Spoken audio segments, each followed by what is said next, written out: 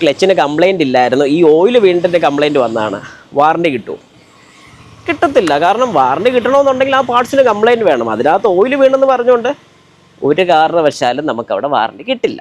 നമ്മുടെ വാഹനത്തിൻ്റെ പാർട്സിന് ഒരു കംപ്ലൈൻറ്റ് വന്നു, നമുക്കത് വാറണ്ടി കിട്ടുന്നതാണ്. പക്ഷേ ഈ പാർട്സിൻ്റെ കംപ്ലൈൻറ്റ് കൊണ്ട് വേറൊരു പാർട്ടിന് കംപ്ലൈൻറ്റ് വന്നാൽ ആ പാർട്ടിന് വാറണ്ടി കിട്ടുമോ? അതായത് കംപ്ലൈൻറ്റ് ഇല്ലാത്തൊരു പാർട്ടിന് കംപ്ലൈൻറ്റ് ഉള്ളൊരു പാർട്ട് കംപ്ലൈൻറ്റ് വന്നതുകൊണ്ട് ഈ ഒരു പാർട്ടിന് കംപ്ലൈൻറ്റ് വന്നു കഴിഞ്ഞാൽ നമുക്ക് സെക്കൻഡ് പാർട്ടിന് വാറണ്ടി കിട്ടും. ഇങ്ങനൊരു സംശയം കുറച്ച് പേർക്കെങ്കിലും ഉണ്ടായിരിക്കും. ഈ ഒരു സംശയത്തിനെ കുറിച്ചാണ് ഞാൻ ഇന്നിപ്പം പറയാൻ വേണ്ടി പോകുന്നത്. ഹായ്, നമസ്കാരം, ഞാൻ രാകേഷ് എം ജി ടിപ്സിലേക്ക് എല്ലാവർക്കും സ്വാഗതം. എല്ലാവരും സുഖമായിട്ടിരിക്കുന്നു വിശ്വസിക്കുന്നു. അപ്പം നമ്മുടെ പോയിന്റ് എല്ലാവർക്കും ക്ലിയർ ആയിട്ടുണ്ട്. അതായത് വാഹനത്തിൽ ഒരു കംപ്ലൈൻറ്റ് വന്നു, അതായത് ഒരു പാർട്സിന്. ഒരു എക്സാമ്പിൾ നമുക്ക് ഇൻപുട്ട് ഷാഫ്റ്റ് ഓയിൽ സീൽ പറയാം.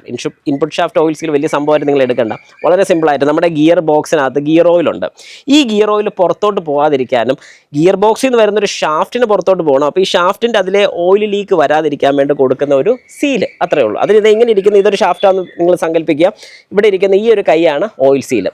ഈ ഒരു ഓയിൽ സീല് പോയാൽ എന്താണ് സംഭവിക്കുന്നത് ചോദിച്ചാൽ ഓയിൽ ഇതിലെ ലീക്കാവും. സിമ്പിളാണ്. അതായത് ഗിയർ ഓയിൽ പുറത്തോട്ട് ലീക്കാവും.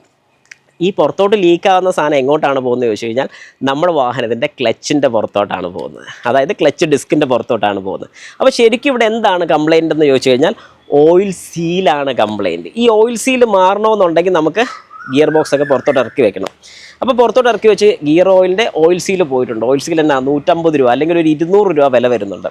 200 രൂപ നമുക്ക് ക്ലെയിം കിട്ടി. പക്ഷേ ക്ലെയിം എന്ന് ഉദ്ദേശിച്ച് നമുക്ക് വാറണ്ടി കിട്ടി. പക്ഷേ ഈ ഓയിൽ വീണ ക്ലച്ച്, നമ്മുടെ വാഹനത്തിൻ്റെ ക്ലച്ച് കംപ്ലൈൻ്റ് ആയി. ക്ലച്ച് മാറണം. ക്ലച്ചിന് ഏറെക്കുറെ ഏകദേശം ഒരു 5500-6000 രൂപ വരും. പക്ഷേ ക്ലച്ചിന് കംപ്ലൈൻറ്റ് ഇല്ലായിരുന്നു, ഈ ഓയിൽ വീണിട്ട് കംപ്ലൈൻറ്റ് വന്നതാണ്. വാറണ്ടി കിട്ടുമോ?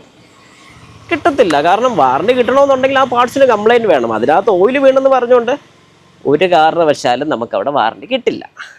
അപ്പോൾ ഒരു പ്രശ്നമല്ലേ? ശരിക്കും 100% പ്രശ്നമാണ്. അന്നേരം നിങ്ങൾ മനസ്സിലാക്കേണ്ട ഒരു കാര്യമാണ്, ഒരു കംപ്ലൈൻ്റ് ഉള്ളൊരു പാർട്ടിൻ്റെ പ്രശ്നം കൊണ്ട് കംപ്ലൈൻ്റ് ഇല്ലാത്ത വേറൊരു പാർട്ടിന് കംപ്ലൈൻറ്റ് വന്നാൽ 100% അതിന് നമുക്ക് വാറണ്ടി കിട്ടും. അത് നോർമൽ വാറണ്ടിയിൽ ഇൻക്ലൂഡ് ചെയ്യാൻ സാധിക്കില്ല, പക്ഷേ ഗുഡ് വിൽ വാറണ്ടിയിൽ അത് ഇൻക്ലൂഡ് ചെയ്ത് കൊടുക്കാൻ പറ്റും. കാരണം അഫക്റ്റഡ് പാർട്സാണ് വരുന്നത്. ഡിഫക്റ്റഡ് പാർട്സും അഫക്റ്റഡ് പാർട്സും ഉണ്ട്. അതായത് ഡിഫക്റ്റ് വന്നിരിക്കുന്ന ഒരു പാർട്ട് കൊണ്ട് അഫക്റ്റ് ആയിരിക്കുന്ന ഒരു പാർട്സിന് കിട്ടുന്ന ഒരു ക്ലെയിമാണത്. അപ്പോൾ ഇത് പലരും അറിഞ്ഞിരിക്കണം. കാരണം നിങ്ങൾക്കും ഇത് സംഭവിക്കാം. നിങ്ങളുടെ വാഹനത്തിൻ്റെ ABS മൊഡ്യൂളിനൊരു കംപ്ലൈൻ്റ് ഉണ്ട്. ഒരു സെൻസറിൻ്റെ പ്രശ്നം വന്നിട്ട് സെൻസർ വാറണ്ടിക്ക് കൊടുത്തപ്പോഴേക്കും പാർട്സ് വരാൻ ഡിലേ വന്ന് ഓടിച്ചോ എന്ന് പറഞ്ഞ് ആ സെൻസറിൻ്റെ കംപ്ലൈൻറ്റ് കൊണ്ട് ABS മൊഡ്യൂൾ കംപ്ലൈൻ്റ് ആയിക്കഴിഞ്ഞാൽ സെൻസർ വാറണ്ടി തരാം, ABS മൊഡ്യൂൾ വാറണ്ടി കിട്ടില്ലെന്ന് പറഞ്ഞാൽ തെറ്റാണ്. ഇതുപോലെ ഒരുപാട് കാര്യങ്ങൾ. അതായത് ഡിഫക്റ്റഡ് പാർട്സ് ഏതാ നിങ്ങൾ അറിയണം. ഡിഫക്റ്റഡ് പാർട്സ് കൊണ്ട് അഫക്റ്റ് ചെയ്യാൻ സാധ്യതയുള്ള സ്ഥലങ്ങൾ എവിടേക്കാണെന്നുള്ളത് ഉറപ്പായിട്ട് നിങ്ങൾ അറിഞ്ഞിരിക്കണം. ഇത് അറിഞ്ഞില്ലെങ്കിൽ കാര്യമൊന്നുമില്ല. കാരണം ഓയിൽ സീൽ മാറാൻ വേണ്ടി സാറേ നമ്മൾ വാറണ്ടി കൊടുക്കും, പക്ഷേ ക്ലച്ച് അത് വാറണ്ടി കിട്ടത്തില്ല എന്ന് പറയുമ്പോൾ നിങ്ങൾ അവരോട് ചോദിക്കണം എന്തുകൊണ്ട് വാറണ്ടി കിട്ടില്ല. ഓക്കെ. അല്ലെങ്കിൽ ചിലർ പറയും ക്ലച്ച് നമുക്ക് വാഷ് ചെയ്തിടാമെന്ന് പറയും. ഒരു കാരണവശാലും സമ്മതിക്കില്ല. ചിലപ്പം പെട്രോളിലൊക്കെ അത് നീറ്റായിട്ട് വാഷ് ചെയ്തിട്ട് കഴിഞ്ഞാൽ യൂസ് ചെയ്യാം, പക്ഷേ എത്ര നാൾ നിൽക്കും ഒരുറപ്പും പറയാൻ പറ്റില്ല.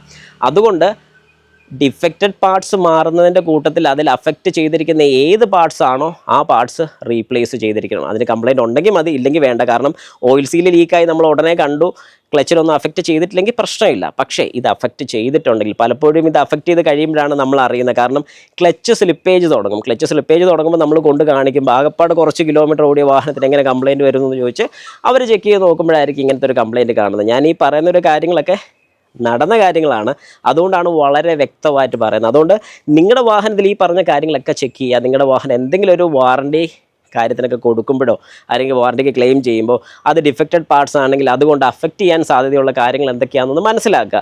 എന്തെങ്കിലും സംശയം ഉണ്ടെങ്കിൽ കമൻറ്റ് ബോക്സിൽ ഒരു കമൻറ്റും കൂടി ഇട്ടേ.